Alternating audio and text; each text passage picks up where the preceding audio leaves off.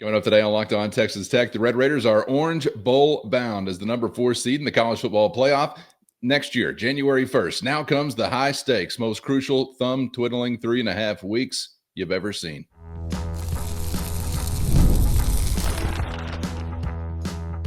You are Locked On Texas Tech, your daily podcast on the Texas Tech Red Raiders. Part of the Locked On Podcast Network, your team every day. Great to be with you again on Locked On Texas Tech on the Locked On Podcast Network, your team every day. Now the number 1 sports podcast network in the world, always free and available on YouTube or anywhere you get podcasts. And thanks as always for making us your first listen. Today's episode brought to you by Gametime. Download the Gametime app, create an account, and use our code LOCKEDONCollege for $20 off your first purchase with the only Chris Level.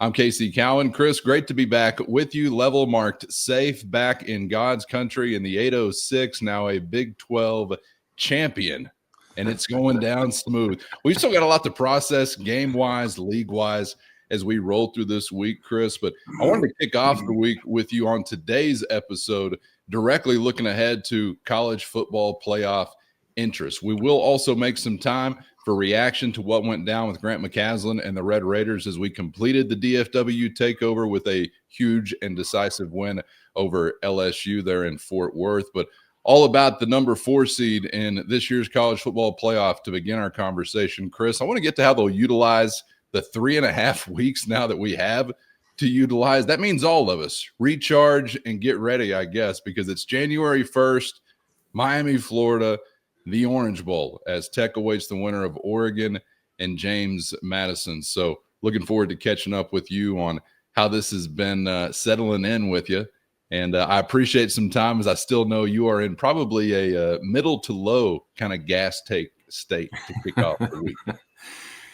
It's been, the DFW takeover. It took over me. I'm like almost lost you, Chris. We almost lost you. Yeah, switching gears but yeah, just home from hoops. And man, that our open that you hear when the show introduction, and you can hear Joey doing the Raider Power thing. I'll probably never think about that the same way again after hearing him do that with a trophy in his hands. And Ben Roberts over there with a title belt over his shoulder. I mean, it just all has a new meaning, because this team will now forever be known as, hey, the Big 12 championship team, or I guess now maybe even the Orange Bowl team. Was that which one you're referring to? I mean, this is legacy type stuff as we have talked about. But 3.5 weeks.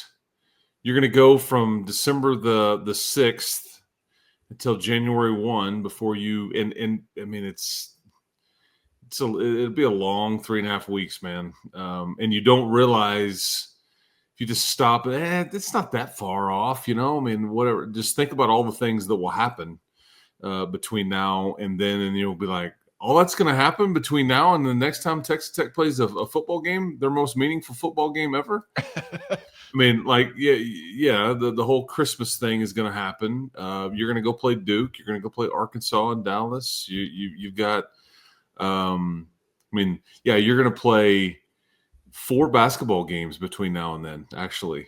And then your conference opener is the day after this New Year's Day game against Oklahoma State at home. So, yeah, there's going to be a lot that goes on here. Good reminder to get subscribed on YouTube or anywhere you get podcasts. I just wanted to dive in there real quick. My bad. Yeah. Great reminder. And Joey said, hey, this is what we wanted. He was challenging his guys. This is what we wanted. We were working for this. We think we deserved it. We think it'll be a benefit. It is widely known now that all 4 teams that had a bye last year lost. I think that also, though, you have to give it some context, because Arizona State and Boise State also had byes. They've changed the seeding process. That would be the equivalent of, Tulane and James Madison getting a bye, or, you get what I'm saying. So it's a bit of a different. It's not going to happen this year where these 4 teams that have a bye all lose. It's not going to happen. But how you stay sharp, that's the rub, and it's a bit tricky. I would guess that 90 to 95% of the lead up between now and December the 20th would be spent from Texas Tech standpoint on focusing on Oregon as an opponent. And they've got a really good quarterback in Dante Moore. They've got a freak of a tight end named Kenyon Sadiq that is going to be a first-round player, maybe one of the twitchiest, most unique skill players they will have seen all season. And that'll be a heavy focus. He's very Terrence Carter-like, but bigger and faster and twitchier and all those things. And they do a variety of different things with him. But I think James Madison is like a, 21, 22-point underdog, something like that. Seriously doubt they could go into Outson Stadium. And I mean, James Madison's biggest claim to fame this year is they kept the game versus Louisville close. No other Power 4 wins, I don't think. So probably going to play Oregon and do so with a lengthy layoff. It's just the way it works, just the way the calendar works, all that stuff. So trying to stay in shape, trying to keep him engaged, trying not to introduce the opponent, way too soon. I'm sure there's going to be guys that with some free time just go pop in every Oregon or James Madison game just to get a good feel for it. But those 2 teams won't play until the night of, I think they're the last of the games, of the first round games. They're the last one to be played. It'll be the Saturday night game of that December 19th and 20th. So, but yeah, going to the Orange Bowl, man, and going to Miami, which sucks because I think everybody wanted to go to Dallas. Yeah, it's hard for me to throw a total sucks at it, but it's not necessarily the druthers we were wanting. I'm guessing this just kind of runs concurrent with your typical New Year's Eve plans anyway. Don't you mostly spend it in Miami year to year? Okay, I was wrong. Maybe somebody else I'm thinking about. But yeah, it's cool to think about Tech in an Orange Bowl, and it's not so cool to think about what might have been running it back in Arlington because the scene on Saturday morning was amazing. You had as good a view as it gets, Chris, but it was coming through fantastic over the airwaves as well. I would have loved to have seen it playoff style. That was just an all-timer, man. I mean, as far as atmospheres go, it just was. It was just one of those because the stress was there, the passion was there, you overwhelmed the attendance record, right? I mean, your people were there, and I mean, it just, and I thought BYU folks showed up as well, but it was, I appreciated, because I love that kind of stuff. When it all kind of converges and there's certain things in sports where like a certain game at a certain venue or a certain opponent, and it kind of, this was one of those. The last time I can really remember that was for different circumstances, but the last time I was in an atmosphere like that, and this was far different. Again, the context is far different. So, but the was when Beard came back here when he was coaching Texas, and that was an angry, just kind of circumstantial game that just you could just feel the passion and the juice and the energy in the building, and that's the way this game felt too. Is that there was just something in the building, but listening to these players talk about it, the new guys, the older, the guys that have been in the program and all that stuff, none of them had experienced a game like that. That was different. And what's interesting is, and I'm going to look this up to make sure, but I don't think that the stadium in Florida, in Miami, is anywhere near as big. I think it only holds. Let's see if I can find it. This is bad podcasting here. I should already know this. It only holds 64,000. So it is far. Smaller than what you just played in there. So it is. This is going to be very similar to Jones AT&T or whatever in Lubbock. So that is worth pointing out, that tickets might be tougher to get and all that stuff, just because it's just a smaller stadium. It's just the way it is. But this is also where the national championship is going to be played too. So hopefully you're making this is the first of 2 trips there. Wouldn't that be something, dude? If you end up making a return trip to Miami, man, not sure if I'll be able to handle that one, man. I mean, that may just overwhelm me a bit too much. I don't know, but I guess I'm here for it for sure. You're going to want to have a good line on some peptides, I think, if we're having to run it back again for a natty. But yeah, it'll be good to get an idea of the layout and the feel for the turf and everything in case we need to run it back again, maybe down the road. Just thinking about, growing up with the Orange Bowl, and I know hardly anything is what it once was, whether it's format or the way you view things or whatever within college football. But thinking about that for Texas Tech is just a really cool kind of thing to think about in general. It's much different now as just a part of a playoff or a postseason, a path to a national championship possibly, but not mad at it and looking forward to a great showing from Red Raider fans again in Miami. And Chris, I'm thinking when they announced that from Tech's perspective, wow, think about all the miles to travel. And then I consider a potential opponent and I think, wow, the Ducks are coming to Red Raider country. It's right in our backyard compared to Eugene, Oregon. So do a little math and it could be worse, I guess. I don't know what to make of that just yet. I know the Ducks travel well. They fly together. Yes, they do. Yes, they do. There are many things that are flawed with this process. We'll get into some of that as the week goes along.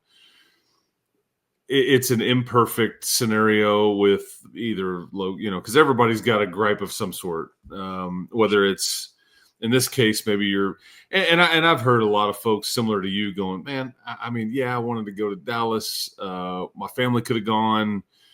Probably won't be able to go to Miami, but I can't really complain. This is just, so I get that sentiment too. It's just hard to be too upset, but would have just been almost too perfect if you could have gone to Dallas. That's a weird process too.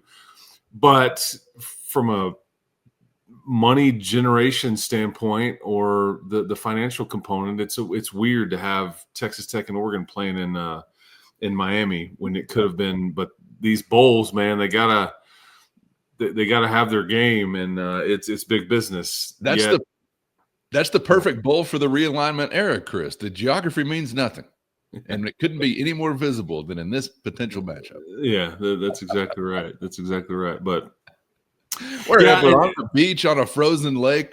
I'm ready to pluck them. There's some early duck pun for you. I think you probably were in line to go to Dallas until I think it was like a lot of things that happened after your Big 12 title game worked against you. I think most assumed Ohio State would beat Indiana. I don't think anybody was necessarily expecting that in a combination with Georgia really, blowing out Alabama. And I just think that that's the way it kind of worked. You probably needed to move up to, 3 or something. And, so I don't know, we may never know. And there's so much misinformation out there about how that part takes place, but whatever, it's water under the bridge now. Now you just, you're going to Miami. And the last time I was there was with Texas Tech basketball, the Final Four year. Texas Tech played Memphis, where the Miami Heat, play. And that was, I think Tariq Owens had 8 or 9 block shots in that game, if memory serves. Somebody can go look that up and correct me on that, but I think that I'm right. And you ended up kind of coming back and beating Memphis. And so I have spent some time in Miami with some tech stuff. And I think that the day of that game, Matt Wells had his introductory press conference that morning back in Lubbock at the United Supermarkets Arena. So, and things have certainly changed with your football program since. Not to mention, I anticipated, had on my bingo card for today's program, circling back to a Matt Wells mention. But that is all-encompassing, Chris. Yeah, I really just wanted to get my Tariq Owens block shot mention in there. No, I did enjoy that. I do remember that vividly, and I did enjoy that. If we can channel a little of that defensive energy, possibly once again. We talked about, yes, wisdom says take a little extra time off when you've had the storyline you've had with your quarterback. When I think Coach McGuire just, since they've gotten back to Lubbock, already referencing being football banged up and all of those things. And so, yeah, you do think sounds like a great idea, and then you do stare 3.5 weeks in the face. So, man, it's going to be really interesting to see how you can kind of maintain that edge, I guess. Here's a couple of things I would just throw out there to you.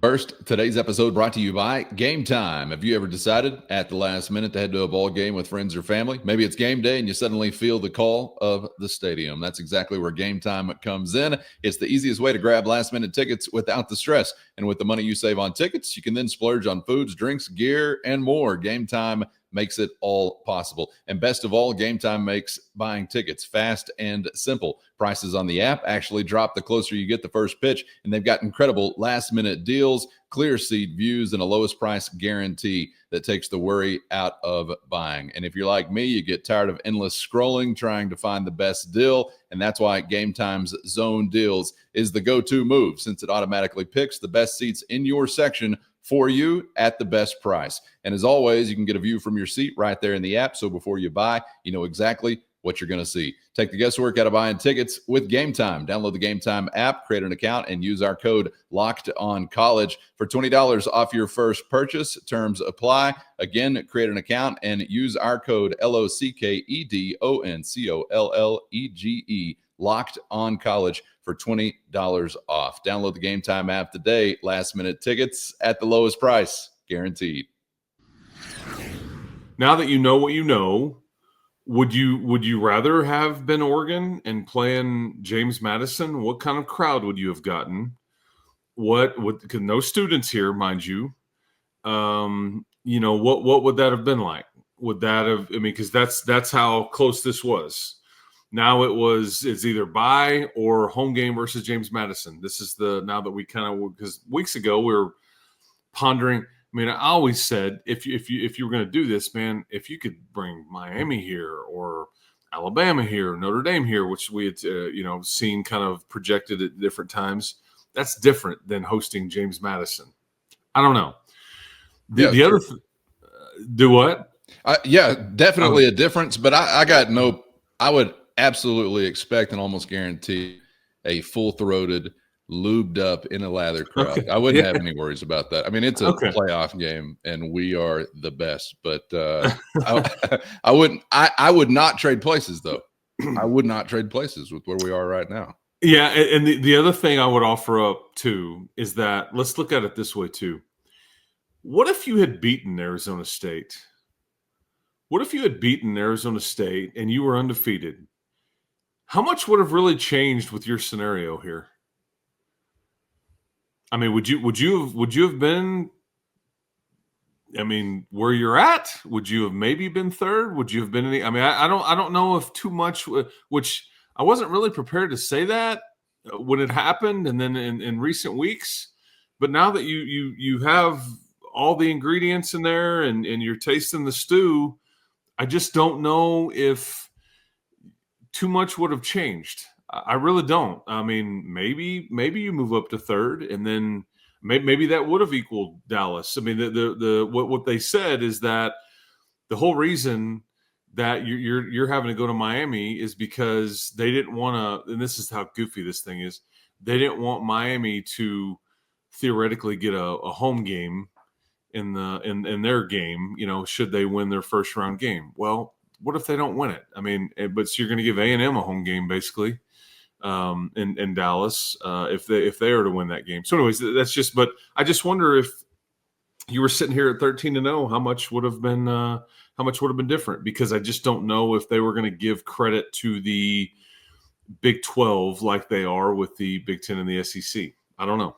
Probably could have improved your standing by 1 or 2 if you were perfect and the margin continued to be in thump-worthy category every freaking week, like it has been outside of that one trip to Tempe, Arizona. Unfortunately, we will never know, though. Before we move on to the round ball to wrap it up, and a thumping of Louisiana State University. Chris, see anything this weekend? And I, at the risk of going Captain Obvious, I know we're number 4 in the nation, but did you see anything this weekend that doesn't really have you believing Texas Tech can compete for a national championship and possibly be a last man standing? Because I did not. I feel like you belong in almost every conceivable way. Yeah, no, I didn't. I had said that Ohio State made me the most nervous. I think that, okay, so what we have now is that you would face Indiana if it all held in the semifinal, and Ohio State and Georgia if it all held. And we've talked about the bye teams don't all win and all that stuff. Anyway, that's the way the bracket looks. I think you benefited that way. Maybe I'm the crazy one because, yes, I'm well aware that Indiana did beat Ohio State. Indiana beat this same Oregon team that we're talking about too in Allen Stadium. But I think you belong. And the one benefit you're going to get here. First, today's episode brought to you by Omaha Steaks. And the holidays always feel a little easier when you already know the perfect gift. And Omaha Steaks makes it simple to do just that. And whether you're treating yourself this season or sending something memorable to family and friends, Omaha Steaks is going to deliver handcrafted perfection right to their door. And this week is the best time to jump in because their cyber sale is here and the deals are huge. And every time you give Omaha Steaks as a gift, the reaction is going to be the same. Excitement when the box arrives and even bigger smiles when everything hits the grill. And you can always bank on top shelf quality with incredibly tender steaks, rich flavor, and meals that make hosting or weeknight cooking easier than ever. Honestly, it's the kind of gift that brings people together and you don't even have to guess anyone's size. So save big on unforgettable gifts with Omaha Steaks this holiday season. Visit omahasteaks.com for 50% off site-wide and an extra 20% off select favorites during their cyber sale. And for an additional $35 off, use our promo code COLLEGE at checkout. That's omahasteaks.com, promo code COLLEGE. Terms apply. See site for details. The one benefit you're going to get here that can't be argued, can't be denied, is the health of Baron Morton. I can't say that he will be totally healed, but he will benefit greatly from the downtime, and I think and others will as well. It just comes down to rhythm and chemistry and all those kinds of things that you're going to have to deal with too. The other thing too is that's a noon Eastern game on New Year's Day, 11 a.m. Central Time. What time is that Oregon time? Oh, we're going to be talking body clocks, my man. You get ready for that combo. I'm brushing off my body clock talking points. I got you. Yeah, I got you. Yeah. I mean, what is that, about 5 a.m.? I'm not sure what time it is out yonder. Just the other side of the Mexico line. I get a little confused, but it's going to be early. Yes. They look like they belong. There's no doubt about that. And we know that starts defensively. And I'd like to leave there up front because something else I did also hear from Coach McGuire. We've talked about Baron Morton's rest time, yada, yada, yada. Lee Hunter gets to go Christmas mode with his daughter, which was also a priority that we failed to break down somehow. We did not include this in our list when we're talking about our playoff druthers, Chris. Shame on us. And if Lee Hunter wants something, he's going to get it. Correct. He's like, Coach, so I get it off? Well, guess what? They're in trouble. I'm like, I mean, hey, Lee, you're going to miss next Christmas if Oregon doesn't feel the wrath. How about that? They're canceling Christmas if we don't. Yeah, that's right. That's right. Yeah. All right. We'll have plenty more, obviously, on a football front this week as we process not only Red Raider interest, but some of the wildness that we have seen on the Big 12 level and the national level. We will get to this week. So stick with us on that. Before we leave, though, Chris, we do have to get to the thing that you were most recently involved in as part of the DFW takeover. That was a basketball game. We saw Grant McCaslin and company return to the floor, taking on LSU in Fort Worth, and it was all Red Raiders just about all the time as they handle the Bayou Bengals, 82-58, a final score. I think some others noticed. I definitely did as well, Chris. It seemed like a bit of a different level of intensity or urgency on kind of both ends of the floor. I was most pleased to see it defensively, but that seemed very, very apparent to just about every Red Raider watching. And Grant told me after the game was over that I asked him something very, very similar to that. And he said, well, as you know, we all got to go watch that football game yesterday, which was Saturday. And he said, and one of the big takeaways for our players, and this was coming from them, relayed to Grant, is how much they all celebrated each other, how much they rooted for each other, how connected and all that stuff. And I think there was some noticeable, like, looking around at each other going, yeah, this is probably a good example of how we need to be, or how, but I think Grant also had talked about in recent days too, they had been getting off to too slow of a start and not having the right kind of energy initially. And he's good. I mean, I just think that it's like you're going to play a neutral site game, which was largely a home game for Texas Tech. You know, I think he really wanted to impress upon them, folks, no slow start today. Like, go out there. Let's, I mean, and probably said it in some different ways, but have some juice about you, man. Like, these people showed up here. They're supporting you. This isn't a home game. But, I mean, you had, I don't know, 10, 12,000 people there, probably, Tech fans. And they put the foot on the gas early, and it was noticeable. The body language was different. The defense was different. This was a team in LSU that is one of the top teams in the country, at least this season, and points scored in the paint and 2-point, shooting percentages and all those things. You held them like to half of what they normally get. They get close to 48, 50 points or whatever, and I think they had 28 in the paint today. I thought Christian Anderson is arguably one of his best games of the year. 20 points in the first half. I think he had like 20 points, 7 assists, and 5 boards at some point in the first half or early in the second. Just nuts. And Jalen Petty was back, had some juice. And we'll get into some other aspects of the game and the team and all that, because you're in it now, buddy. I mean, you got the Hogs staring you in the face now, but this was a good win. LSU was 8-0. They had not lost a game. They had just beaten Boston College later this past week in overtime. And I think people are trying to figure out if they're good or whatever. Their Ken Palm is like 25th. Their net ranking was like around 16th or something. So on paper, this was and let's be honest with ourselves here. You needed to win this game. Mm-hmm. You needed to win it. I'm not saying you had to win it by 24 points like you did, 82-58, but you needed to win it. And Arkansas, not going to be easy. Duke, not going to be easy. And after that, it's Northern Colorado and Winthrop, and then Oklahoma State's here on January the 2nd, and away we go. So this is one that you needed to handle your business on. Yeah, I got my attention because I was just saying you just need to win it, and then you come out and you put a thumping on them, and you do it kind of quickly out of the gate. You got a 21-point lead at half, and so I say, okay, this is nice too, and this is another good reminder, kind of like what we've talked about. I know we've been so caught up in the fog of football war. It's kind of hard to even remember what we were talking about last time we were talking hoops. But I remember saying we can see there are talented pieces with potential. Can you turn these into a team? We've all been sort of concerned to see it really lacking urgency-wise. Defensively, that was a little bit different. So did you find something you can sustain, continue to come together? Have already sort of felt like you're in the blender with some of the top 15, top 25 competition you face. So Arkansas, Duke, what's next? Why not borrow something else from the football program, right? I liked what I saw. I love the fact that, too, I'm glad you just said it that way, too. I love the fact that Grant often references Joey. Joey often references Grant. Come speak to my team.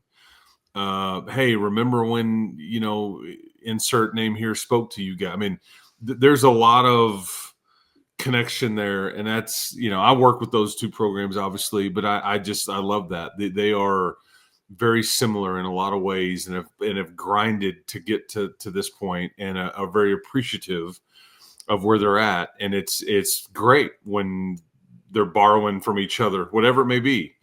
And in this case, I think when you drop that team in that environment that we talked about, and you're watching the aforementioned Lee Hunter carry John Curry off the field and post him up on the bench, just all that kind of stuff. I mean, how can you not get something from that, especially when you're wearing the same logo and you're playing for the same school and some of the same leadership and all that stuff. So I love that when he said that to me, because they played like it, and it was noticeable. And I will tell you that Jeff Haxton and I noticed 10, 12 minutes into the game, it's like LSU didn't really want it anymore.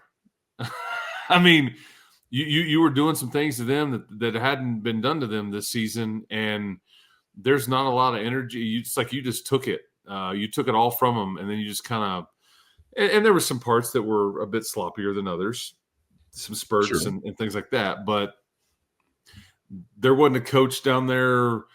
You know, there were players down there, and they're into the bench getting up and being fired up and all. I mean, it just was weird. It's like but the whole Tech team and the whole Tech staff and all that, there was energy and body language and some accountability and all that stuff, and the LSU just didn't have it. So that's their problem. It reminded me 2 years ago in this same game when you played Vanderbilt, and Jerry Stackhouse was their coach, and he had pretty much already checked out. It was like you rolled in and just whipped that candy ass, and the Commodores wanted no mas, and this is similar to what LSU did too.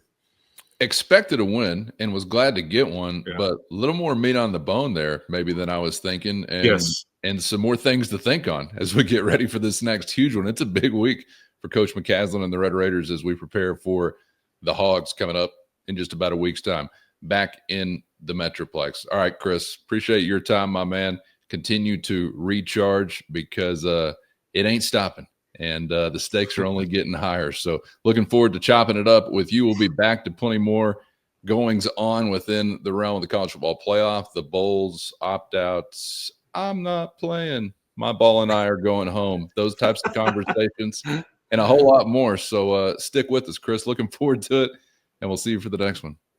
Yes, and I hope I don't want to annoy anybody here, especially my man Cowan here, but thank you to all the people at the arena that came up and said hello in the concourse or by where Hax and I were set up that listened to this show. And you all are awesome. People from the Metroplex and parts elsewhere, and then even some Lubbock folks. But good to meet all of you. Thank you for listening to what we do here, man. Thank you for subscribing and all this stuff. This is all free. We certainly appreciate it, and happy to be able to do it. And we're telling some great stories right now, folks. This is a good time. Golden era, maybe so. The beginning of the golden era is what I'm riding with right now. Yeah, and all the texts rolling in from the Matador Mob, as you can imagine, over the weekend, Chris. Yes. I mean, I think we were represented both coasts, New York City to Cozumel. I heard from Canada. I heard from Portugal. Our guy Robert in Portugal, and also our friend Jeff in South Korea. I mean, I'm hearing from guys that are saying it's 4 a.m. here and I'm ready to party, baby. So the guns were up globally, and they're staying that way for every Red Raider, because the good guys are Big 12 champs headed to the Orange Bowl January 1st. All right. As you sit here and tell me all that, I will tell you too. My son is upstairs right now, ironing the confetti that I had in my back pocket and in my bag. I kid you not. I was like, that's I'm saving some of that. So I handed some out at the arena too. I had some in my back pocket. I saw people just dropping it in some hands. But yeah, man. Hey, wherever you are in this world, man, I hope you're still enjoying. And yeah, you had a toast. That's good. Yeah, it doesn't get a whole lot better than it did this weekend, at least so far, because who's to say what's to come? Just over the hill, around the bend, a hop, skip, and a jump from now, January 1, next year, when we get back together for a football game. Maybe say the biggest ever. Chris, appreciate your time. Thank you to everybody for being out there. Get subscribed on YouTube or anywhere you get podcasts so you never miss a thing. Thank you to the everydayers for always riding along. And, of course, the Matador Mob. Hit our show notes and find a link to a free 14-day trial. If you are interested in joining that crew, it's your direct line to Chris and myself with one-on-one text sent straight to your phone. For Chris, I'm Casey. Thanks, as always, for the time. We hope to see you back for the next round. Locked On Texas Tech.